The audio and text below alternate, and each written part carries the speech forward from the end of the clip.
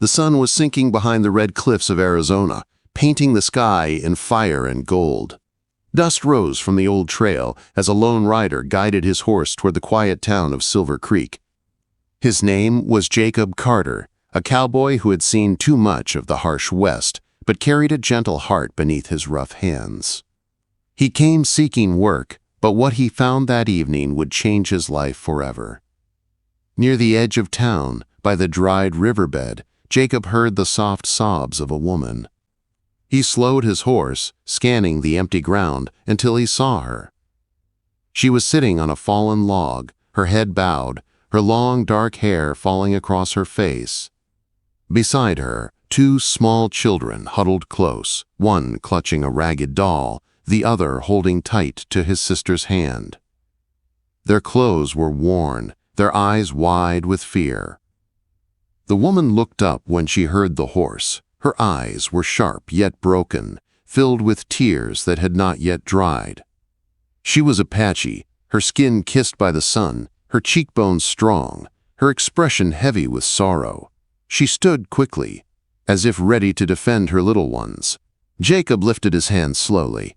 "Ma'am, I don't mean trouble," he said in a calm voice. She hesitated, then pulled her children close. "You should keep riding," she whispered, her voice shaking. "No one here wants me. No one will ever accept me with my kids." Her words hit him harder than the desert wind. He looked at her, really looked. The children's bare feet, the dust on their clothes, the way their little hands clung to her skirt. They had been through something painful, something no family should ever face alone. "What's your name?"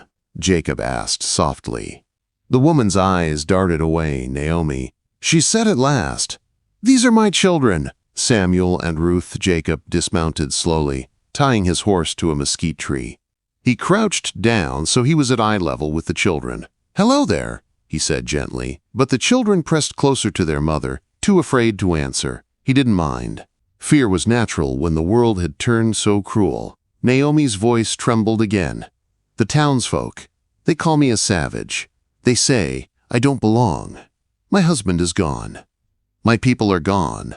I have nowhere to go, nowhere to raise my children. No one will take us in."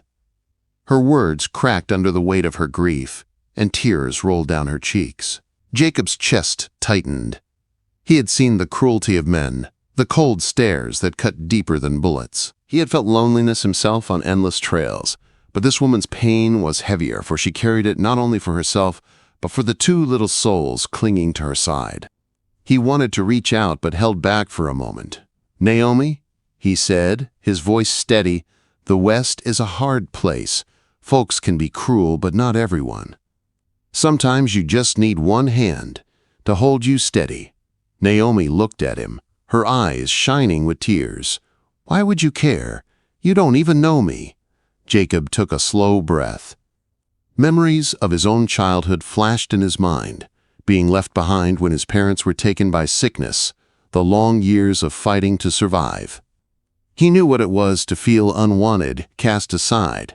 "I know what it's like to be alone," he said finally, "and I know what it's like to be judged for things you can't change. You don't have to tell me everything right now.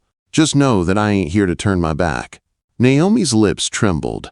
She tried to speak but could not. Instead, she broke down, covering her face with her hands as the children clung tighter. Jacob stepped closer, his boots crunching softly on the dry earth. He slowly reached out, not forcing, but offering. At last he placed his rough, calloused hand gently over hers. "No one will accept you with your kids? Then let me be the first. You're not alone, not anymore."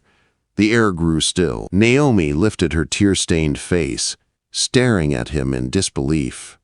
The children peeked up at the tall cowboy holding their mother's hand. For the first time in many nights, their little shoulders eased just a bit, as if they sensed safety near. But as the moment settled, the distant sound of horses echoed from the town. Naomi's eyes widened with fear. "They don't want me here," she whispered. "If they see me with you, they'll turn on you too." Jacob didn't move his hand away. His jaw tightened, and his eyes fixed on the horizon. "Then let them come." he said quietly. "I've been alone long enough. I'm not letting you face this world by yourself."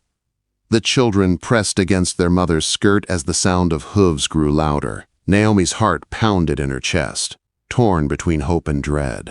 And there, on the edge of Silver Creek, under the burning sky, a broken Apache woman and a lonely cowboy stood side by side, about to face whatever storm the West was about to send their way. The dust cloud drew closer, and soon a group of riders appeared from the direction of Silver Creek. Their hats sat low over their brows, and their rifles glinted in the last light of day. At the front was Sheriff Cole, a man with a square jaw and cold eyes. He reined in his horse a few feet away, his gaze moving from Jacob to Naomi and the two frightened children. "Well, well," the sheriff said, his voice dry as sand. "What do we have here?" "Looks like our cowboy friend's keeping company with a stray." Naomi held her children close. Samuel buried his face against her, and Ruth clutched her ragged doll tighter.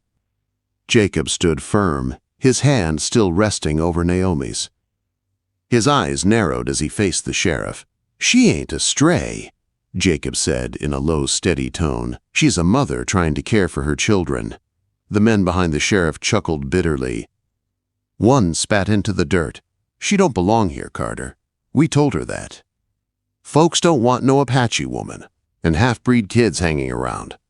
Naomi's face turned red with shame and pain. Her voice trembled.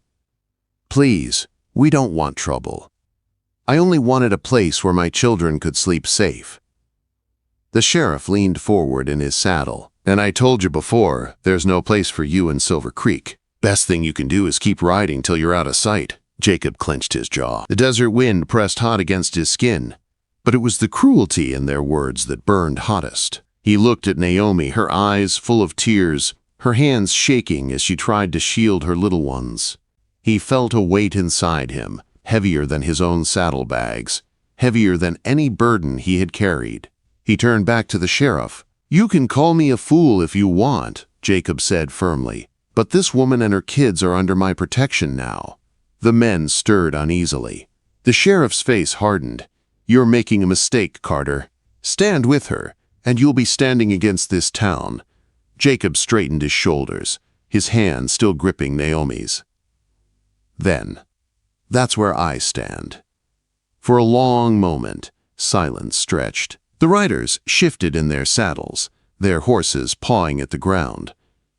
The sheriff studied Jacob with cold eyes, then spat into the dust.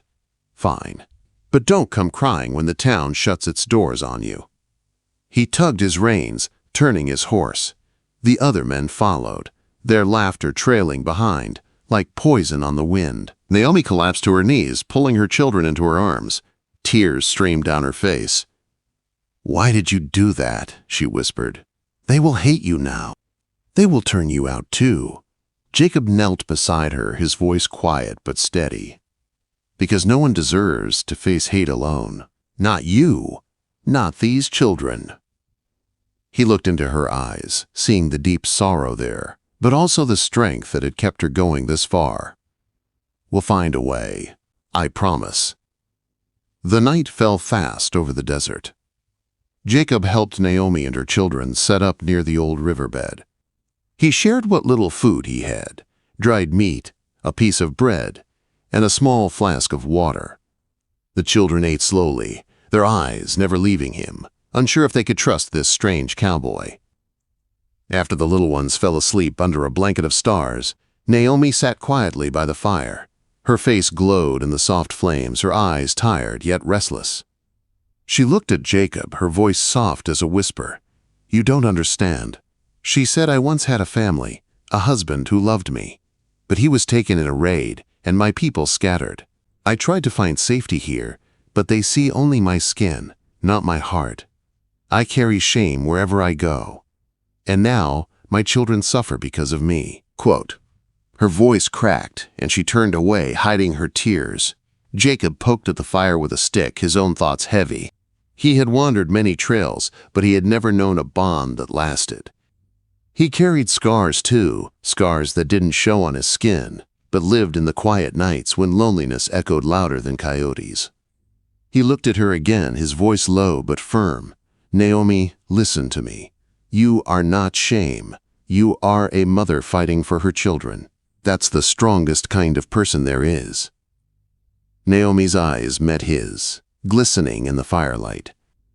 For the first time, something like hope flickered inside her heart, fragile but alive. But hope was dangerous in the West, and as the fire crackled low, a shadow moved in the distance. Someone was watching from the darkness, unseen by Naomi and Jacob, waiting for the right moment to strike. Wait, before we move on, what do you think about the story so far? Drop your thoughts in the comments. I'm really curious to know. The desert night was quiet, the kind of silence that made even the smallest sound echo like thunder. Naomi and her children slept close to the fire, their faces soft in the glow. Jacob sat awake, leaning on his saddle, eyes scanning the darkness. Something didn't feel right. Then he heard it. The faint snap of a twig. His hand moved to his revolver. From behind the mesquite trees, a figure stepped forward, rifle in hand. It was Tom Riley, one of the men who had ridden out with the sheriff earlier. His eyes burned with anger. "You think you're some kind of hero," Carter Tom hissed. "Bringing a savage and her brats into our town? You're a fool. Folks won't forgive it, and neither will I." Jacob stood slowly, careful not to wake Naomi and the children. His voice was low and steady. "Put the gun down, Tom." "There's no need for blood," Tom sneered. "There's always a need when trash like this shows up. Better I end it now than let them poison Silver Creek." The words cut through the night like a blade. Naomi stirred, her eyes snapping open. She saw the gun pointed their way and gasped, pulling her children close. Samuel whimpered. Ruth buried her face against her mother. Jacob stepped forward, placing himself between Tom and the family. "If you want them, you'll have to go through me." Tom's finger tightened on the trigger. For a moment, time felt frozen. The crackle of the fire, the pounding of Naomi's heart, the trembling of the children, all hung in the air. Then a shot rang out. But it wasn't Jacob who fell. Tom stumbled back, clutching his arm as his rifle clattered to the ground. Behind him, Sheriff Cole stood with his own gun smoking. His face was hard, but his voice carried weight. "That's enough, Tom," the sheriff said sharply.